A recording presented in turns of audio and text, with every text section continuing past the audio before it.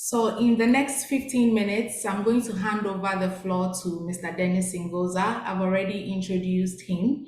He's going to give us a presentation on assessment of non-tuberculosis abnormalities on digital chest x-rays with high CAD4TB scores from a tuberculosis prevalence survey in Zambia and in South Africa.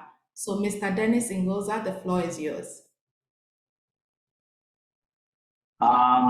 Thank you very much. Good morning, good afternoon, and good evening, everyone. I'm glad to be part of this webinar, and many thanks to Delft. My name is Dennis Ngosa, and I'm from Zambia. I work for Sliders under the analysis unit, but my presentation is based on research work that we did with Zambia from May 2021 to August 2023. And this work was part of my thesis at the time that I was pursuing a master's degree in epidemiology. Next slide, please. Yeah, so on the background of this study, TB remains one of the two top infectious diseases with highest disease burden worldwide. And in the past few years, there's been an increase in the use of artificial intelligence systems such as CAD4TB to help with active case finding. And Zambia and Delft Imaging have a long-standing partnership in artificial intelligence TB screening. And one of the projects where they partnered on was the TREATS project of 2018 to 2021, which was an EDCTP funded project. And the aim for this project was to measure the impact of house level combined HIV and TB prevention intervention on the burden of TB at population level. Next slide, please. And the TREATS TB prevalence survey was one of the studies that were under the TREATS project. So this TB prevalence survey was conducted in 21 communities. That's 12 communities in Zambia and 9 communities in Africa, in South Africa.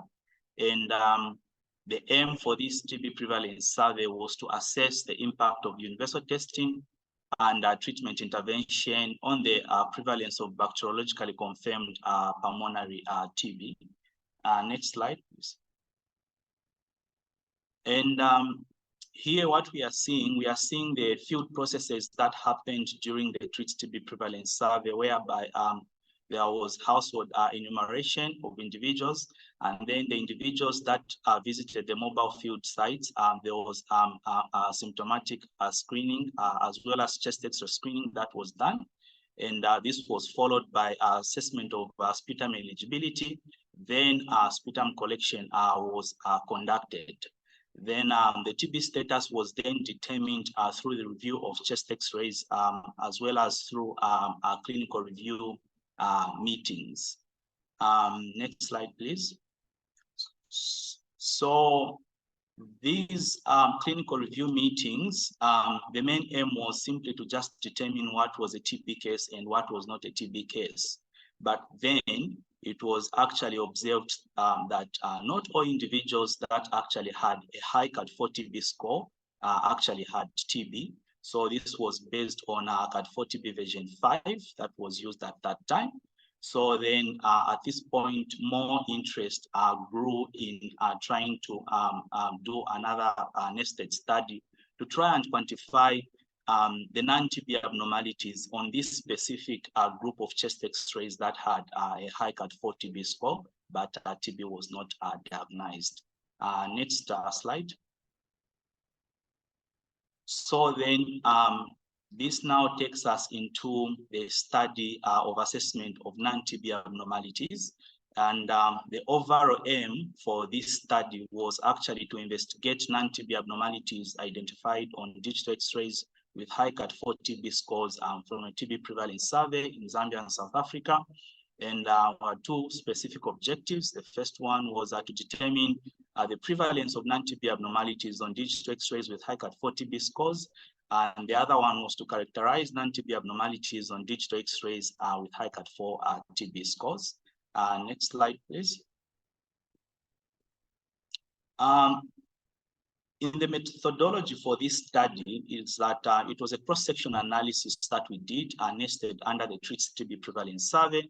And the population was individuals that were aged 15 years and above, coming from these 21 communities that participated in the TB prevalence survey. And we included only those that had a high CAD4TB score. And we excluded those that had microbiologically confirmed TB.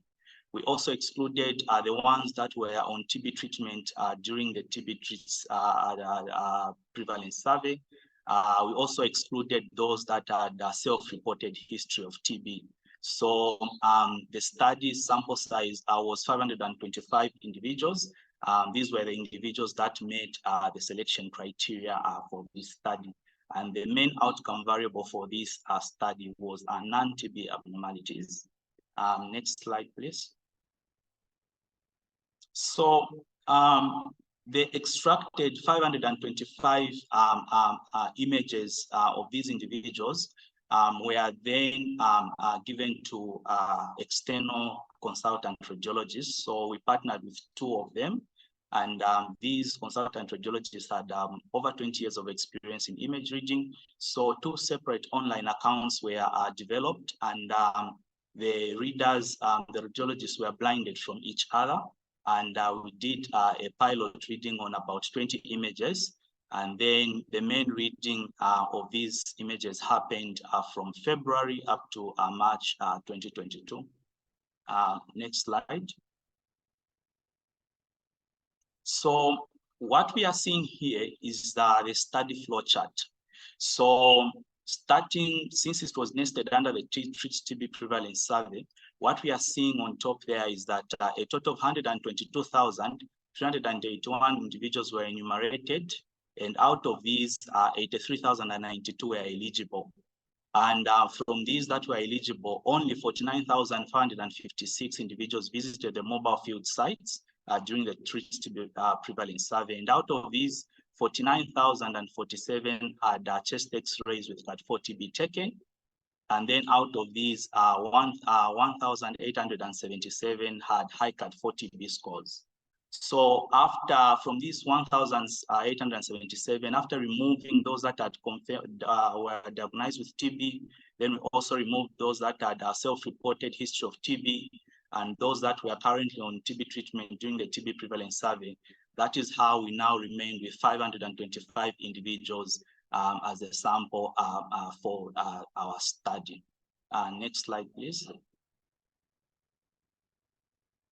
So here, this table is showing the image reading and characteristics of participants with high CAD4TB scores from the TB prevalence survey. So overall, from out of the 525 images that were read in this study, 46.7% of them had non-TB, suspected non-TB abnormalities. And then out of the males, it was actually found out to say about 45.7 had non-TB abnormalities, while for the females, it was, for the males, it was 47.6% that had non-TB abnormalities, while among the females, it was 45.67 that had non-TB abnormalities. And then when we look at the median CAD4TB scores for those that had non-TB abnormalities, it was 83. And those that had no non-TB abnormalities, it was 79. And there was actually some statistically significant difference in the median CAD4TB scores. And among the images that came from the South African communities, about 45% of them had non-TB abnormalities. And among the images that came from the Zambian communities, about 48.2% had non-TB abnormalities. Next slide, please. So the overall inter-reader agreement, the observed agreement was about 63%, and then the kappa value was about 0.2. Next slide, please.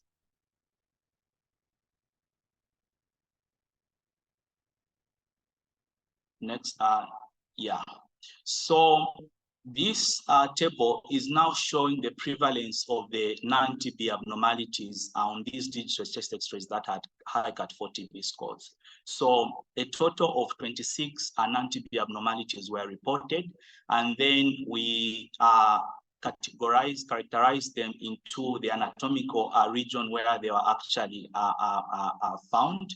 That was the lung parenchyma, the pleural space, the mediastinum, as well as the heart and great vessels. So the most prevalent one came from the pleural space, which was pleural effusions, which was about 8.8%, and this was followed by cardiomegaly, which was sitting at 5% from the heart and great vessels. But we also had multiple prevalences being reported in the lung parenchyma. For example, pneumonia not typical of TB, sitting at 2.7. We also had chronic scarring sitting at 2.1. We also had mass nodules, which were suspected to be malignant or benign, sitting at 2.1%. Next slide, please. So when we tried to now look at the non-TB abnormalities based on the anatomical location, what we are showing here is that most of the non-TB abnormalities that were reported were in the lung parenchyma. This was followed by the pleural space and the heart and great vessels, and then lastly we had the mediastinum. Next slide. And on this next slide, what we are seeing is we tried to now categorize this by country, but then we didn't really see major differences in the non-TB abnormalities based on the anatomical location by the two countries. Next slide, please. So here what we have, we are showing a box plot showing the distribution of CAD4TB scores on digital X-rays that had non-TB abnormalities. And what we are seeing is that for lung parenchyma, pleural, heart and great vessels regions, the median CAD4TB scores ranged from about 78 to 80. And then mediastinum had the highest median CAD4TB score, which was sitting at 86 at the end there. Next slide. So summary of the findings from this study are that out of the 525 chest X-rays that were read in this study, 46.7 had non-TB abnormalities, and out of these that had non-TB abnormalities, 11.4 had multiple non-TB abnormalities, meaning more than one non-TB abnormality. And the most prevalent anatomical location was lung parenchyma, which was followed by the pleural space. And the most prevalent non-TB abnormalities was pleural effusion, and then that was followed by cardiomegaly. And generally, we are saying that a wide range of non-TB abnormalities, suspected communicable and non-communicable diseases were reported. Next slide. So the implication of the findings from this study are that CAD4TB might have potential to incorporate algorithms to read for other non-TB abnormalities that might be of clinical relevance alongside TB, which is like the primary focus for CAD4TB. And given the rising burden of communicable and non-communicable diseases, it is increasingly becoming necessary for CAD4TB to have the capability to simultaneously identify other causes of abnormal chest X-rays alongside TB. And some of the abnormalities that might be considered based on this study might be pleural effusions, which is normally indicative of a wide range of underlying conditions in individuals. And we might also maybe consider also cardiomegaly and also mass nodules, which might be indicative of some possible lung cancer. And we feel that this can actually make CAD4TB even more attractive for the end users in TB active finding cases, because then in situations where TB is not found, but the chest X-rays are abnormal, then we are actually capable of maybe trying to look out for the other causes of abnormal chest X-rays.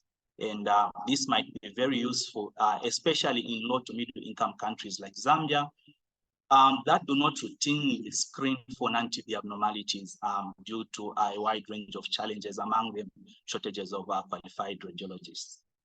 Next slide, please.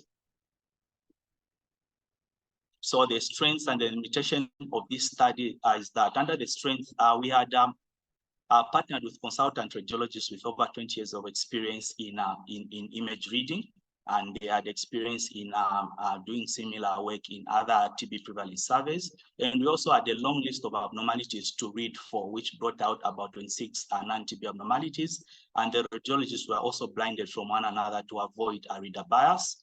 But under the limitations, we do acknowledge the fact that TB cannot 100% be ruled out through bacteriological tests. So it might have been a chance that the bacteriological test might have actually missed some cases. And the prevalence that has been reported in this study was based on radiological diagnosis only. And we acknowledge the fact that some non-TB abnormalities might actually need further medical investigations. And yeah, next slide, please. So this work that I've presented on is actually published under the BMC journal. Next slide, please. And like I said in my preamble, to say this study was actually nested under the TREATS TB prevalence survey, and the TREATS was funded by EDCTP. Next slide, please. And we are grateful to the TREATS TB prevalence study team, and we are also grateful to Delft Imaging Netherlands, and also very much grateful to the 21 communities that participated in the TB prevalence study where the study was nested. And yeah, thank you very much, everyone. That is the end of my presentation. I submit back to the chair.